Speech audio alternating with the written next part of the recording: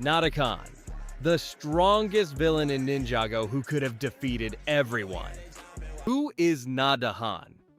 To understand why Nadakhan is so dangerous, we first need to understand who he actually is.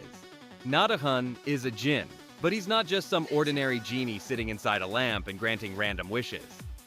Nadakhan is a descendant of the jinn, and what if Nadakhan had gained infinite wishes? Now let's imagine an alternate version of the story. Nadakhan gets married, he becomes the emperor of the jinn, and he gains the ability to make an unlimited number of wishes. What happens next? The first thing he could do is give himself absolute protection. For example, I wish to become immortal. Now, he can't be killed. Fine. But what if someone is powerful enough to defeat an immortal? Nadakhan could simply say, I wish to become stronger than any being in the universe. Now he's stronger than his opponent. But what if someone even stronger appears?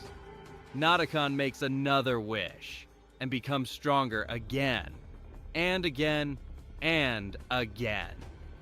He would have an essentially limitless potential for growth. But that's not even the scariest part. Imagine Nadakhan says, I wish to create 1,000 copies of myself. And suddenly, there isn't just one Nadakhan. There are 1,000 jinn, and every single one of them can grant wishes. Now imagine every single one of those Nadakhans creates another 1,000, and another 1,000, and another. You could end up with an almost infinite army of beings capable of changing reality. And that's just one possibility. Nadakhan could create copies of almost any being.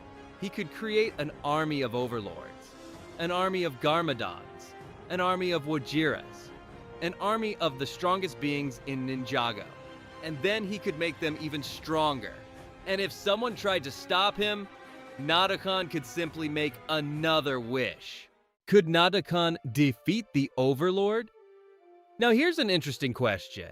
What would happen if Nadakhan faced the Overlord? The Overlord is one of the most powerful beings in Ninjago history. He has survived destruction. He has returned again and again. He has been able to challenge some of the greatest heroes in Ninjago. But the Overlord has one problem. He still exists within the rules of the Ninjago universe.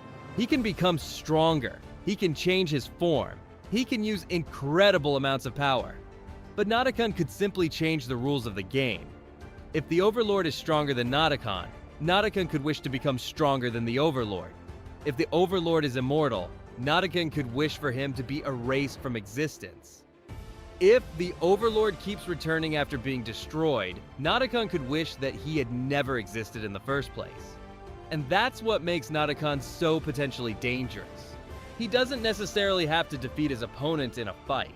He could simply wish for that opponent to no longer exist. Nadakhan could create a perfect world, but the scariest thing isn't even that. Because Nadakhan could do something much bigger. He could change the world itself. Imagine him saying, I wish Ninjago belonged to me. And that's it. Now Ninjago belongs to him. The ninja try to resist. He could alter their memories. He could take away their powers. He could teleport them to another dimension. He could create copies of them. He could change the past. He could make it so they had never met each other in the first place. And the most important part? Nadakhan could constantly undo the consequences of his own actions. If his plan failed, he could simply make another wish. If someone appeared to stop him, he could create a countermeasure. If a new threat emerged, he could change reality again. Essentially, Nadakhan would be playing a game where he is simultaneously the player, the developer, and the person who can rewrite the rules. And that's why his potential is almost impossible to measure. J. The reason the ninja won, and now we get to the most important part of the entire story. Because without Jay, the ninja probably would have lost. Jay became the key to defeating Nadakhan, but not because he was stronger, and not because his lightning was more powerful than the Jin's, because Nadakhan made one critical mistake. He fell in love. Nadakhan was so confident in himself, So used to controlling everyone around him that eventually his own feelings became his greatest weakness.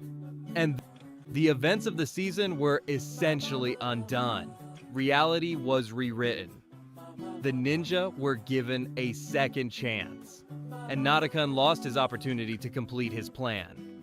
And this raises an important question. Did the ninja actually defeat Nadakhan? Or did Nadakhan simply lose because of an unbelievably specific chain of events? Why the ninja won by Naya?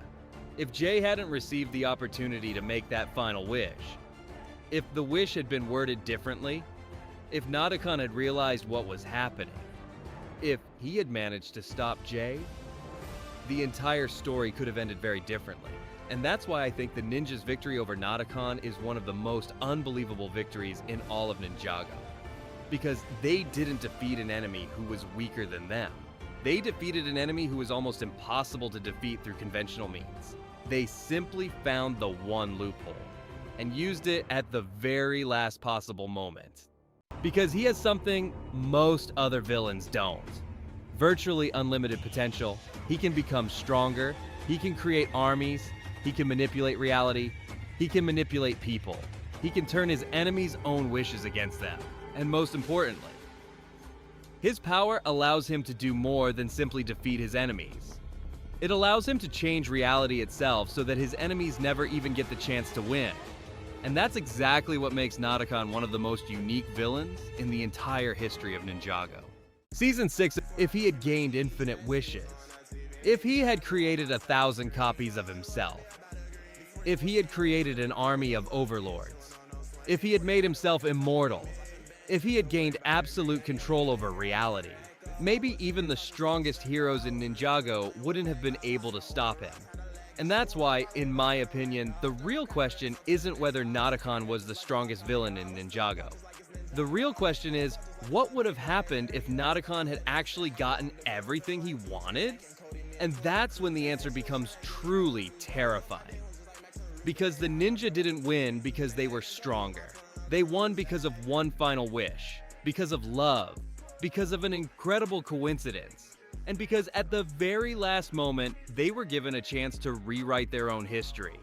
And if they hadn't been given that chance, maybe Season 6 of Ninjago wouldn't have ended with the ninja winning. Maybe it would have ended with Nadakhan's ultimate victory. And that's why Nadakhan isn't just one of the strongest villains in Ninjago. He's a villain who, under the right circumstances, could have become practically unbeatable.